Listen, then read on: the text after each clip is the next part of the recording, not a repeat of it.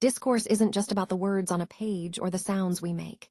It's three-dimensional, a text, yes, but also the way we produce and consume that text, and the social context it lives in.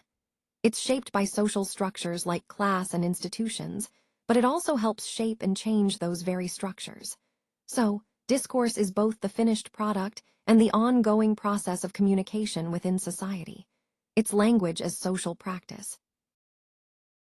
When we analyze text, we look beyond just the words on the page.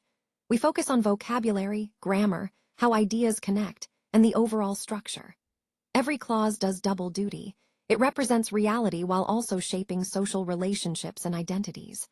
Unlike traditional linguistics, which treats signs as random, critical discourse analysis sees them as socially motivated. Words aren't chosen by chance. Take terrorist versus freedom fighter. The choice reveals underlying social meanings. This is what we call discourse as text. Let's dive into the second dimension, discursive practice. This is all about how texts come into being and how they're used. It's the bridge between social actions and the texts they produce. Think about a medical consultation. The conversation becomes a record, which later feeds into medical statistics. That transformation depends on context. At the heart of this dimension is intertextuality, the idea that every text is shaped by earlier texts and established ways of speaking. It's how meaning builds and evolves. Let's explore the third dimension, discourse as social practice. Here, we see how language isn't just words, but a battleground for power. Discourse shapes and reflects social struggles, as different groups compete to make their views seem natural or normal. It also plays a key role in building our social identities, relationships, and the very systems of knowledge we rely on. In short, discourse is deeply woven into the fabric of society and power. Let's dive into how discourse shapes our world. It doesn't just talk about objects that exist on their own, it actually creates them. Take madness, for example. It becomes a medical object through discourse. The same goes for people's identities. Being a teacher or a learner isn't just a fact, it's defined by the rules within a specific conversation or practice. And here's the kicker, power and knowledge are deeply connected. What we call truth is really a system that controls how statements are made and regulated. Discourse is constitutive, it forms reality itself. Let's explore the Bakhtinian roots of intertextuality. Every utterance we make is part of a chain. It responds to what's come before and hints at what's next. Texts aren't isolated. They absorb history, weaving society into their fabric while also becoming part of history themselves.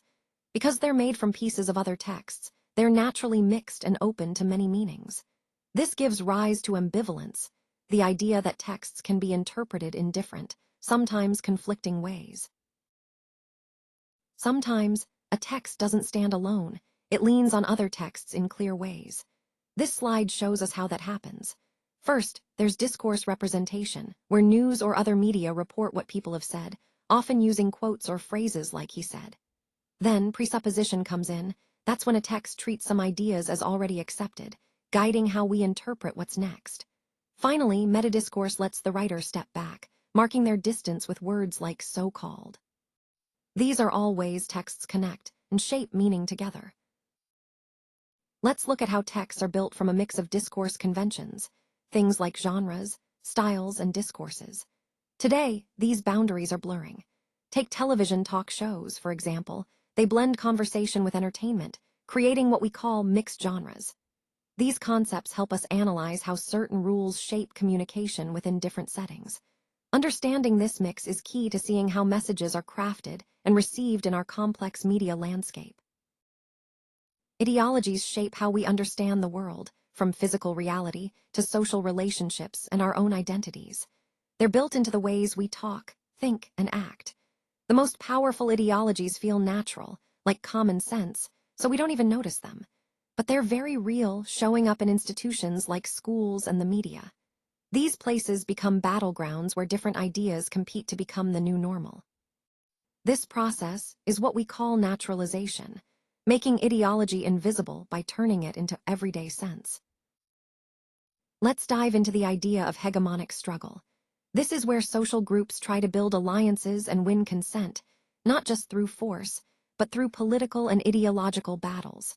It's about shaping the way we talk and think. That's where orders of discourse come in, the whole set of conversations and practices in an institution that makes certain power relations seem natural. Hegemony works by breaking down old ways of speaking and putting together new ones, like how Thatcherism blended conservative and neoliberal ideas into something fresh. It's a constant struggle over meaning and power. Language is becoming more and more central to social change. When people try to shift society, they often start by changing how we use language. One way this happens is through what's called discourse colonization. That's when ways of speaking or writing from one area, like advertising, start to take over others, like education or healthcare. Fairclough points out three big themes in this shift: democratization, commodification, and technologization. These guide how our conversations and ideas evolve over time. We're seeing a clear reduction in overt power markers and imbalances in who gets to speak and how. One big change is informality. Formal settings are becoming more casual, with everyday conversation styles moving into places like media interviews. At the same time, there's an ongoing effort to challenge sexist language habits, like using he as a default pronoun, aiming for true gender balance in how we communicate. Overall, this is about breaking down old hierarchies and making discourse more equal. Let's talk about how certain social areas, like education or healthcare, start to look and feel like markets. These are spaces that don't make physical products, but they get organized as if they do.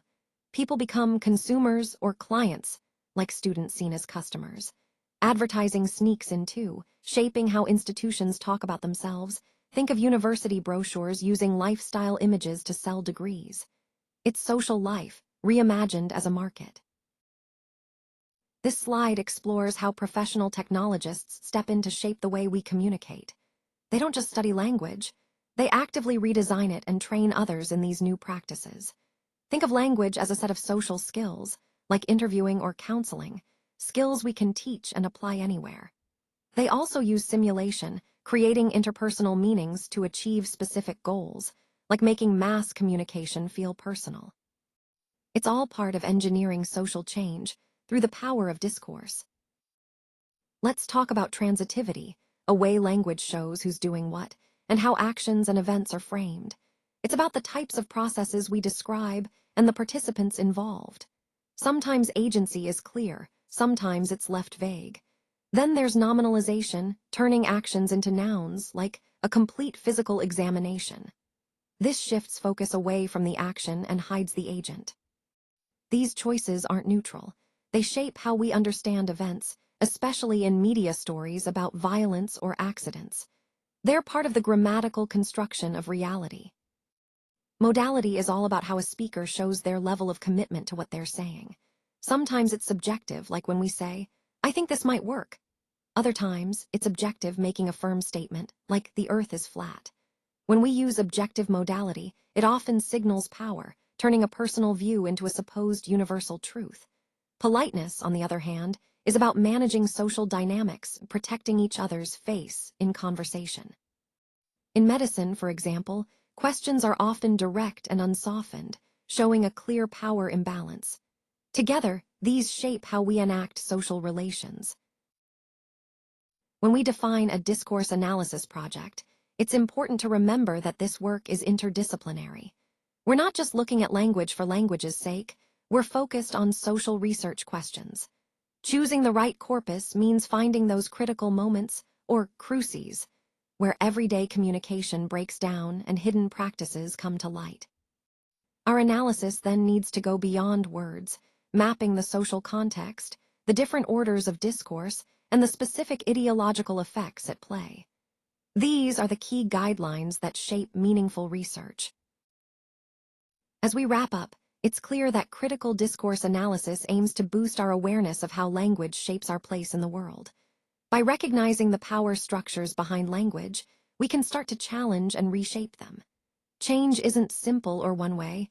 It's an ongoing struggle, full of resistance and creativity.